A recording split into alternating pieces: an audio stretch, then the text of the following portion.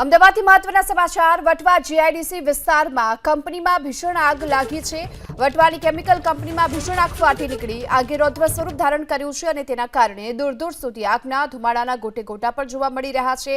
જો કે આગની ઘટનાની જાણ થતાં ફાયર બ્રિગેડની ટીમ ઘટના સ્થળ પર પહોંચી છે। વધુ વિગતો મેળવીએ સંવાદદાતા કુશાંક સોની આપણી સાથે જોડાઈ ચૂક્યા છે। કુશાંક, શું અપડેટ? जो वटवा फेज 4 में आवेल जयश्री केमिकल नामनी कंपनी है तेमां आग लागवानी घटना बनी है और फायर विभाग ने लगभग 25 मिनिट पहला कॉल मळ्यो छे। फायर विभाग की 4 गाड़ियों से तेने प्राथमिक तबक्का में अत्यारे स्थल पर मोकलवामां आवी छे और आसपासनी जे फायर स्टेशन है आसपासना तेने पण एलर्ट रहेवा माटे सूचना आपवामां आवी छे। फायर अधिकारीओना अनुमान अनुसार गर्मीना कारणे अथवा शॉर्ट सर्किटना कारणे आग लागी होवानी प्राथमिक संभावना है।